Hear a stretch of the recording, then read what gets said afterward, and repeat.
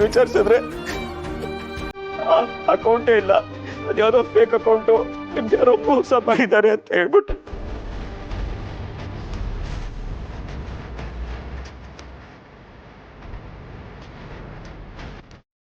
ಅಲ್ಲಿಂದ ನನ್ನ ಪ್ರಾಬ್ಲಮ್ ಶುರು ಆಯ್ತು.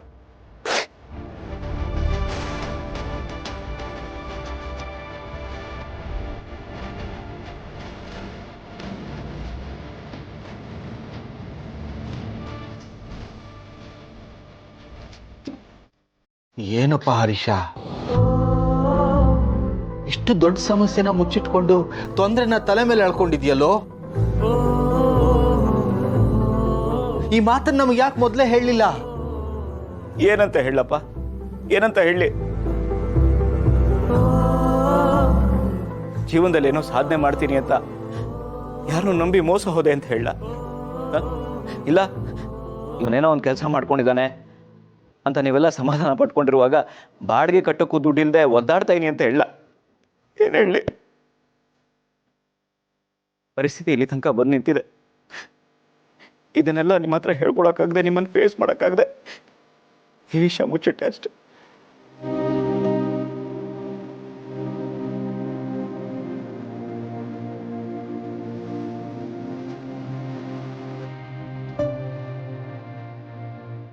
ಆದ್ರೂ ಹರೀಶ, ಅವರು ಪೊಲೀಸು ಕೇಸು ಅಂತ ಮಾತಾಡ್ತಿದ್ದಾರೆ, ಅಲ್ಲಿ ತನಕ ಮುಚ್ಚಿಟ್ಕೋಬೇಕಿತ್ತ?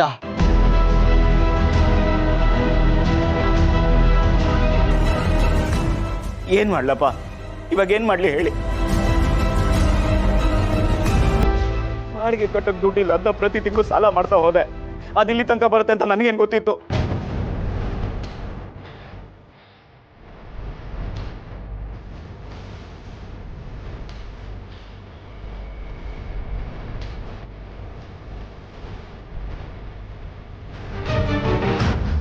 ಅಪ್ಪ, ಅವ್ರು ಕಂಪ್ಲೇಂಟ್ ಕೊಡ್ತಾರಾ?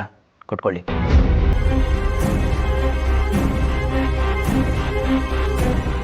ನಾನು ಜೈಲಿಗೆ ಹೋಗ್ಬೇಕಾ? ಹೋಗ್ತೀನಿ. ಹೇಗಿದ್ರು ಎಲ್ಲೇ ಇದ್ರು ನಾನು ಒಂದೇ ಅಲ್ವಾ?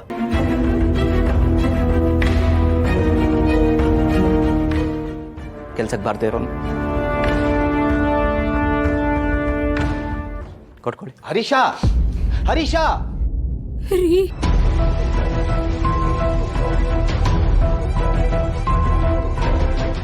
ಏನ್ರಿ ಇವನು ಹೀಗೆಲ್ಲ ಮಾತಾಡ್ತಿದ್ದಾನೆ?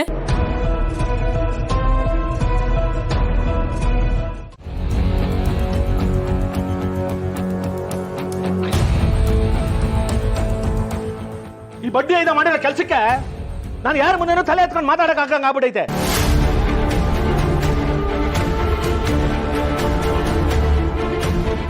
ಎತ್ತಾಗೋದ್ರು ಅವನ ಹೆಸರು ಹೇಳ್ತಾರೆ. ಜವರೇಗೌಡ್ರೆ, ನಿಮ್ ಕಿರಿ ಮಗ ಸಿದ್ದೇಗೌಡ ಮದುವೆ ಮಾಡ್ಕೊಂಡವನಲ್ಲ, ಅವ್ರ ಮನೆಯಲ್ಲ ನಮಗ್ ಚೆನ್ನಾಗಿ ಗೊತ್ತು, ನಮ್ಮ ಹೋಟೆಲ್ ನಿಮಗೆ ಹಾಕ್ತೀವಿ ಅಂತ ಅವ್ರೆ.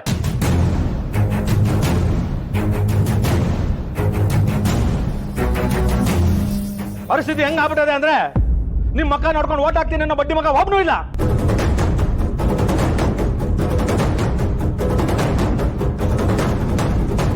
ನಾವು ಅವ್ರ ಹೆಸರಿಗೆ ಹೇಳ್ಕೊಂಡು ಓಟ್ ಕೇಳೋ ಪರಿಸ್ಥಿತಿ ಬಂದ್ಬಿಟ್ಟೈತೆ ಅಲ್ಲ. ಎಲೆಕ್ಷನ್ ನಿಂತ್ಕೋತಾರ, ನನ್ನ ಬಗ್ಗೆ ಯಾರು ಮಾತಾಡ್ತಾ ಇಲ್ಲ.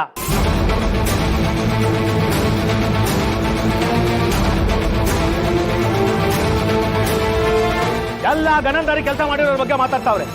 ಸೇರಿಕೆ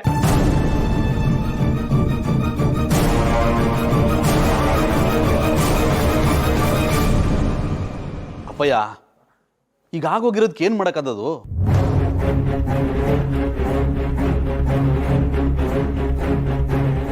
ನಾವೀಗ ಎಲೆಕ್ಷನ್ ಅಲ್ಲಿ ಗೆಲ್ಲೋದಷ್ಟೇ ತಾನೇ ಮುಖ್ಯ. ಅಲ್ಲಿ ಗಂಟೆ ಬಸಿ ನೀವು ತಾಳ್ಮೆ ತಗೊಳ್ಳಿ. ನಿಲ್ಸ್ಲ ಸಾಕು, ಮುಚ್ಲ ಬಾಯ. ಅದೆಷ್ಟು ಮಾತಾಡ್ತೀಯ? ಜನ ಆಡ್ತಾ ಇರೋದಕ್ಕೆ ನನಗೆ ಅವಮಾನ ತಡ್ಕೊಳಕ್ ಆಗ್ತಾ ಇಲ್ಲ. ನನಗೆ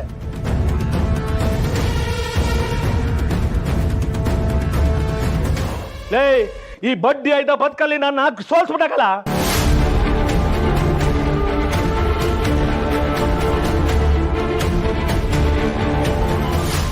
ನೀನೇನಪ್ಪ ಅಂದ್ರೆ ಎಲೆಕ್ಷನ್ ಗೆಲ್ಲತರ ಬಗ್ಗೆ ಮಾತಾಡ್ತಾ ಇದ್ಯಾ?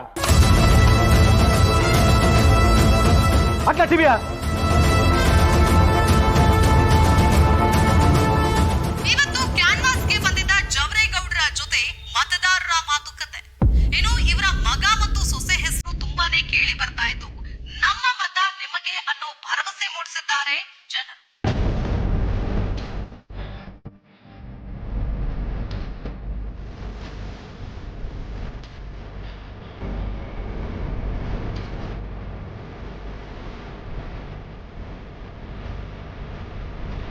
ಚೌರೇಗೌಡರ ಮನೆ ವಿಚಾರ ಇದೀಗ ಜಗಜ್ಜಾಹೀರಾಗಿದೆ. ಕೌಟುಂಬಿಕ ಕಲಹ ಅವರ ರಾಜಕೀಯ ಭವಿಷ್ಯವನ್ನ ನಿರ್ಧಾರ ಮಾಡುತ್ತಾ ಅಥವಾ ಯಾವ ಪರಿಣಾಮವನ್ನ ಬೀರುತ್ತೆ?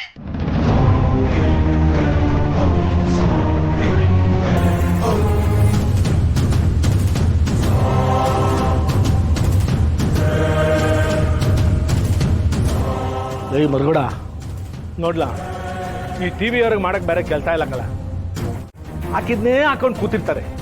ಒಂದ್ ಚೂರು ಸಿಕ್ಬಿಟ್ರೆ ಸಾಕು ಅಂತಂದ್ರೆ ಇದನ್ನ ಬಿಟ್ಟಾರೆ ಅಲ್ಲ ಕಲ. ಮುನ್ಸ್ವಾಮಿ ಇದನ್ನೆಲ್ಲ ನೋಡ್ಕೊಂಡು ಬೋ ಖುಷಿ ಪಡ್ತಾ ಇರ್ತಾನ ಕಲ.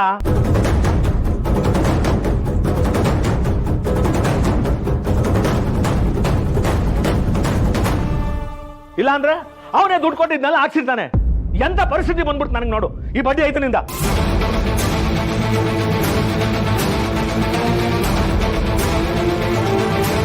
ಆಮೇಲೆ ಟಿವಿಯ